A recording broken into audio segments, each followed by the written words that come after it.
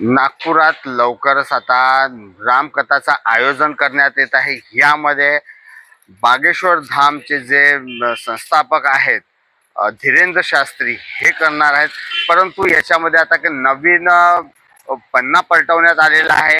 एक अंधश्रद्धा निर्मूलन समितीकडनं एक आज प्रेस कॉन्फरन्स झाली। त्याच्यामध्ये जे बागेश्वर धामवरती एक आरोप लावण्यात आलेले आहे। असे आरोप आहेत की जेणेकरून याच्यात काय सभा होईल की नाही होईल हे बघण्यायोग्य आहे। परंतु या सभेमध्ये आता एकच आले आहे की अटी शर्यती समोर आलेल्या आहेत। त्यांना एकूण 88 लाखाचा समोर हे बक्षीस ठेवण्यात आलेलं आहे की अगर त्यांच्यात खरंच दिव्य शक्ती आहे तर त्यांनी साबित करावा आणि ते जिथे म्हणतील किंवा जवळपासच्या पत्रकार भवनाच्या जवळपास एका रूममध्ये काही साहित्य ठेवले त्याबद्दलची माहिती त्यांनी दिली आहे की याच्यामध्ये बागेश्वर महाराजांना खरंच अगर दिव्य शक्ती असेल तर त्यांनी हे साबित करावं। अशात 88 लाख रुपये त्यांना परत द्यावं लागेल किंवा मग त्यांचे जी 8 लाख रुपये भरलेली डिपॉझिट रक्कम आहे ती जप्त करण्यात येईल निर्मूलन समितीकडनं। अशात आता मानव याचे जे प्रवक्ता आहेत काय बोलले आहेत त्यांच्या विषयी हे जाणून घेऊ। असताना 8 जानेवारीला मी स्वतः जादूटोणा विरोधी कायदा प्रचार प्रसार अंमलबजावणी समितीचा सहअध्यक्ष या नात्यानं तक्रार केली आणि हा कायदा कसा लागू होतो धीरेंद्र कृष्ण महाराजांना याची संपूर्ण माहिती दिली। कारण त्यांचे आधीचे जे व्हिडिओज होते त्याच्या आधारावर ही तक्रार दिलेली होती। त्यानंतर जेव्हा त्यांचा 7-8 जानेवारीला दिव्य दरबार भरला आणि त्यांनी स्वतः तो व्हिडिओ प्रसारित केला त्याच्या आधारावर रीतसर आता बाबा नागपूरमध्येच त्यांनी कायद्याचं कसं उल्लंघन केलं याची 9 जानेवारीला तक्रार दाखल केली होती। आणि एवढंच नव्हे तर त्यावेळेस दिव्य शक्ती म्हणजे दिव्य शक्ती जाहीर करणं किंवा सिद्ध करणं आम्हा पत्रकारांपुढे तुम्ही तुमची दिव्य शक्ती खुलेपणानं सिद्ध करून दाखवा असं आपण जाहीर आव्हानही त्यांना दिलेलं होतं। 10 जानेवारीला जेव्हा लेखी तक्रार घेऊन मी या एसीपींकडे गेलो त्यानंतर कमिशनरांना भेटलो। अमितेश कुमार नागपूरचे त्यावेळेस पोलीस कमिशनर होते त्यांना स्वतः मी या जादूटोणा विरोधी कायद्याची प्रत दिली। या प्रतीमधले कोणकोणते मुद्दे या ठिकाणी धीरेंद्र कृष्ण महाराजांना लागू होतात याची माहिती दिली। Drugs and magic remedies act 1954 हा केंद्रामधला कायदा आहे। मी म्हटलं तुमच्याकडे याची प्रत नसेल याची मला कल्पना आहे म्हणून याची प्रत पण तुम्हाला देतो आणि हा कायदा इथे कसा कसा लागू होतो कोणकोणत्या मुद्द्यांना लागू होतो हेही त्यांच्या पुढ्यामध्ये मी नीट एक्सप्लेन केलं। त्यानंतर त्यांनी 7-8 दिवसानंतर साधारणतः काही दिवसानंतर त्यांनी जाहीर केलं की आम्ही या तक्रारीची योग्यरित्या चौकशी केली आहे अभ्यास केला आहे आणि अंधश्रद्धा निर्मूलन कायदा याला लागू होत नाही। तुमच्या प्रेस समोरच ते बोलले। खरं म्हणजे या कायद्याचं नाव जादूटोणा विरोधी कायदा आहे। या कायद्यामध्ये कुठेही अंधश्रद्धा निर्मूलन हा शब्दच नाही। तरी पण म्हटलं ठीक आहे बाबा IPS अधिकारी असले तरी त्यांनी एक्झॅक्ट शब्द कदाचित वापरले नाही। आपण पत्रकार मंडळी याला नेहमी अंधश्रद्धा निर्मूलन कायदा म्हणतो म्हणून कदाचित वापरला असावा असं आम्ही गृहीत धरतो। पण दुसऱ्या वाक्यानं मात्र मी अतिशय उडालो। ते असं म्हणाले की IPS अधिकारी असं म्हणतात हा जो दुसरा कायदा आहे ड्रग्ज अँड कॉस्मेटिक ऍक्ट तो तर मात्र मुळीच लागू होत नाही। म्हणजे ज्या IPS अधिकाऱ्याला drugs and magic remedies act आणि ड्रग्ज अँड कॉस्मेटिक ऍक्ट मधला फरक कळत नाही एवढा त्यांचा अभ्यास झालेला होता आणि त्याच्या आधारावर ते सांगत होते की हा कायदा यांना लागू होत नाही। धीरेंद्र कृष्ण महाराजांनी त्यांचा जो दरबार 7 आणि 8 जानेवारी 1923 ला नागपूरला झाला त्यामध्ये अनेक ठिकाणी कायद्याचं उल्लंघन केलेलं आहे। Drugs and magic remedies act आहे त्या कायद्यामध्ये ज्या माणसाला डॉक्टरची डिग्री नाही अशी कोणतीही व्यक्ती कोणत्याही रोगांचं निदान करू शकत नाही। जर एखादी व्यक्ती ज्याला डॉक्टरची डिग्री नाही तो रोगांचं निदान करत असेल उपचार करण्याचा दावा करत असेल तरी तो कायद्याने गुन्हा आहे कॉग्निजिबल ऑफेन्स आहे आणि प्रत्यक्ष उपचार करत असेल तर आहेच आहे। इथे महाराज आपल्या दिव्य दरबारामध्ये तुम्हें पेट की बीमारी है तुम्हें दिमाग की बीमारी है असं जाहीररित्या सांगतात। त्याच्यावरचे उपचार सांगतात। एवढंच नव्हे तर तुला जो आजार झालेला आहे तो कोणकोणत्या कारणाने झाला, तुला बाहेरचं केलेला आहे, जादूटोणा केलेला आहे, टोटका केलेला आहे, हे सगळं सांगतात. आणि हे सगळं त्यांनी 7 आणि 8 जानेवारीच्या आपल्या दरबारामध्ये सांगितलेलं आहे. त्याचा व्हिडिओ त्यांच्याच वतीनं प्रसिद्ध झालेला आहे, त्यामुळे त्यामध्ये डाऊट घ्यायला आपल्याला कुठेही जागा नाही. आणि हे सगळं मी पोलिसांना दिलेलं असताना पोलीस असं म्हणतं की कायदा लागू होत नाही. त्याचे 2 अर्थ होतात. या कायद्यामधला प्रत्येक शब्द मी फायनल केलेला आहे, ड्राफ्टिंग केलेला आहे. शेकडो आमदारांसोबत, सगळ्या पक्षाध्यक्षांसोबत चर्चा करून, वारंवार चर्चा करून या कायद्याचं प्रारूप फायनल झालेलं आहे. पण ते अंतिम शब्दशः मी बनवलेला आहे.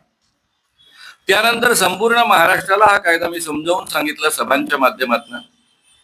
200 वक्ता ट्रेंड केले या कायद्याकरता. त्याची सगळी शिबिरं जी झाली, 5-5 दिवसांची 3 शिबिरं महाराष्ट्रभरात त्या काळात झाली होती, आणि त्यानंतर आता 2 शिबिरं झाली, असे 400 वक्ते तयार करण्यात आलेले आहेत. ती सगळी शिबिरं मी घेतलेली आहे. संपूर्ण महाराष्ट्रामधले 48 पोलीस अधिकाऱ्यांचे ट्रेनिंग झाले, ते मी घेतलेले आहे. आणि 7 तासांच्या या कार्यशाळेमध्ये आपल्या नागपुरात 2 कार्यशाळा झाल्या, एक जिल्ह्याकरता आणि एक कमिशनरेट करता. आणि हा संपूर्ण कायदा समजावून सांगत असताना सगळ्या IPS अधिकाऱ्यांपासून सगळ्यांना तो मी समजावून सांगितला. 7 तासाची ही कार्यशाळा असायची. याचा अर्थ असा आहे की ज्याला कायदा मुळीच कळत नाही त्यांनी संपूर्ण महाराष्ट्रातल्या पोलीस अधिकाऱ्यांना कायदा समजावून सांगितलेला आहे. या कायद्याची संमती मिळवण्याकरता त्यांनी याच्यातले सगळे बारकावे त्यावेळेसचे BJPचे अध्यक्ष देवेंद्र फडणवीस यांच्यापर्यंत पोहोचवले आहेत, आणि त्यामुळे त्यांनी याला पाठिंबा दिला आहे. या कायद्यातले सगळे बारकावे शिवसेनेचे अध्यक्ष उद्धव ठाकरे 2.5 तास त्यांच्यासोबत चर्चा करून या कायद्यातले सगळे बारकावे त्यांच्यापर्यंत पोहोचवल्यानंतर त्यांनी याला समर्थन दिलेलं आहे. आणि मग एकमतानं हा कायदा डिसेंबर 2013 मध्ये संमत झालेला आहे. म्हणजे मलाच कायद्यातलं काही कळत नाही. मी लेखी तक्रार दिली, शासनाच्या वतीनं सहअध्यक्ष या नात्यानं तक्रार दिली, आणि आपले नागपूरचे पोलीस कमिशनर म्हणतात की याला अंधश्रद्धा निर्मूलन कायदाही लागू होत नाही आणि ड्रग्ज अँड कॉस्मेटिक ऍक्टही लागू होत नाही. हो, IPS अधिकारी आहे, रस्त्यावरचा एखादा बाजारबुणगा माणूस नाहीये. त्याला जर drugs and magic remedies act आणि कॉस्मेटिक ऍक्ट मधला फरक कळत नसेल तर ते IPS पास कसे झाले हा प्रश्न निर्माण झाला पाहिजे. आयदर ते कसे पास झाले हा तरी प्रश्न निर्माण झाला पाहिजे, किंवा ते धादांत लोकांपुढे, पत्रकारांपुढे खोटं बोलतायत हा तरी प्रश्न निर्माण झाला पाहिजे. पण 13 जानेवारी पर्यंत यांची रामकथा चालणार होती. 11 जानेवारीला आपण आव्हान दिल्यानंतर 10 जानेवारीला 11 जानेवारीला ते निघून गेले. आणि त्यामुळे तुम्हीच लोकांनी, नागपूरच्या पत्रकारांनी धीरेंद्र कृष्ण महाराज म्हणजे बागेश्वर धामवाला बाबा नागपुरातनं पळून गेला असं जाहीर केलं. मला वाटलं ठीक आहे, सरकार कधी कधी या पद्धतीनं वागतं. म्हणजे सरकार या पद्धतीनं वागतं याची मला कल्पना होती. मला असं वाटलं ठीक आहे, सरकारला कदाचित आधी माहीत नसेल की हा बाबा असा आहे, आणि म्हणून देवेंद्र फडणवीस असतील किंवा नितीन गडकरी असतील हे याच्या दर्शनाकरता गेले होते, आणि म्हणून आता त्यांची पंचायत झालेली आहे. याला पळवून लावलं, पोलीस आता FIR दाखल करतील. आमचा काही आग्रह नव्हता की तुम्ही मध्य प्रदेशात जाऊन याला अटक करून आणा वगैरे. FIR दाखल इटसेल्फ याच्यावरनं जनतेमध्ये एक विशिष्ट पद्धतीचा संदेश जातो की हा बाबा खोटारडा आहे, आणि म्हणून पोलिसांनी FIR दाखल केलेला आहे. पण BJP गव्हर्नमेंटने, देवेंद्र फडणवीस मुख्यमंत्री असलेले हे जे गव्हर्नमेंट आहे त्याने FIR तर दाखल केलाच नाही, पण त्यानंतर धीरेंद्र कृष्ण महाराजांना ते महाराष्ट्रभर घेऊन हिंडलेत. केंद्रीय मंत्र्यांनी त्यांचा कार्यक्रम औरंगाबादला आयोजित केला. मुंबई, ठाण्यामध्ये त्यांच्या अनेक आमदारांनी कार्यक्रम आयोजित केले, आणि त्यानंतर धीरेंद्र कृष्ण महाराजांना महाराष्ट्रभर घेऊन हिंडले. या धीरेंद्र कृष्ण महाराजांना जे आपण त्या काळामध्ये आव्हान दिलं होतं ते आव्हान तुम्हा सगळ्यांना या ठिकाणी दिलेलं आहे जसंच्या तसं. त्यामध्ये एकच बदल आहे की त्यावेळेस हे आव्हान 30 लाखांचं होतं, आता ते 80 लाखांचं आहे. त्यांनी आपल्या व्हिडिओमध्ये जे काही दावे केलेले आहेत त्या दाव्यानुसार हे आव्हान त्यांना दिलेलं आहे. ते असं म्हणतात की त्यांच्या पुढे भक्त आला की त्यांना आपोआप त्याचं नाव कळतं, त्याच्या वडिलांचं नाव कळतं, त्याचं आडनाव कळतं, त्याचं वय कळतं. एवढंच नव्हे तर तुम्हाला फोन नंबर भी मुझे मालूम है, मोबाइल नंबर भी मालूम है, उस मोबाइल नंबर से तुम किस किस को क्या क्या कर रहे थे ये भी मुझे मालूम. म्हणजे त्यांना त्या व्यक्तीचे मोबाईल नंबर पण कळतात. आणि म्हणून आपण त्यांना आव्हान असं दिलं होतं की आम्ही तुमच्या पुढ्यामध्ये ऐन वेळेवर पत्रकार संघामुळे, नागपूर पत्रकार संघापुढे नागपूरच्या पत्रकार संघामध्येच्या आवारातच हे आयोजन केलं जाईल आणि त्यावेळी तुमच्या पुढ्यामध्ये ऐनवेळी 10 माणसं सादर केले जातील. ही 10 माणसं तुमच्या पुढ्यामध्ये आल्यानंतर त्यांचं नाव, वडिलांचं नाव, त्या व्यक्तीचं आडनाव, त्याचं वय तुम्हाला सांगायचं आहे. एवढंच नव्हे तर त्याचे फोन नंबर्स तुम्हाला ऑटोमॅटिक कळतात म्हणून तेही सांगायचे आहेत. हे जर तुम्ही 90% करेक्ट सांगितलं तरी तुम्ही हे आव्हान जिंकलं असं मानलं जाईल. पण हे आव्हान दोनदा रिपीट करायचं असतं. या आव्हानाची अटच आहे, पहिल्यांदा कदाचित टिक्कमटोला लागू शकतो म्हणून दोनदा हे रिपीट केलं जाईल. आणि दोन्हीदा जर तुम्ही 90% करेक्ट सांगितलं तर तुम्हाला सरळ सरळ एवढ्या लाखांचं हे पारितोषिक जे आहे आमचं 30 लाखांचं ते दिलं जाईल. त्यावेळेस 30 लाखांचं होतं, आता 80 लाखांचं आहे, मी तुम्हाला सांगितलेलं आहे. हे 30 लाखांचं पारितोषिक मिळण्याकरता 3 लाख रुपये आधी डिपॉझिट ठेवावे लागतात.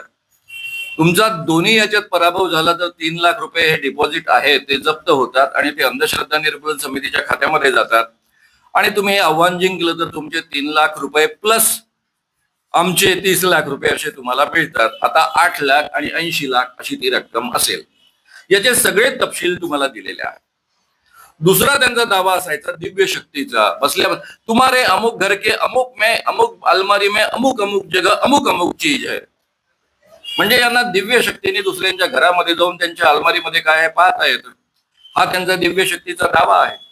त्याकरता आम्ही म्हटलं की पत्रकार संघाच्या बाजूच्या कोणत्या तरी रूम मध्ये आम्ही 10 वस्तू ठेवू, तिथे व्हिडिओ कॅमेरा लावलेला असेल आणि तुम्ही या 10 वस्तू कोणत्या आहेत ते ओळखून दाखवावं.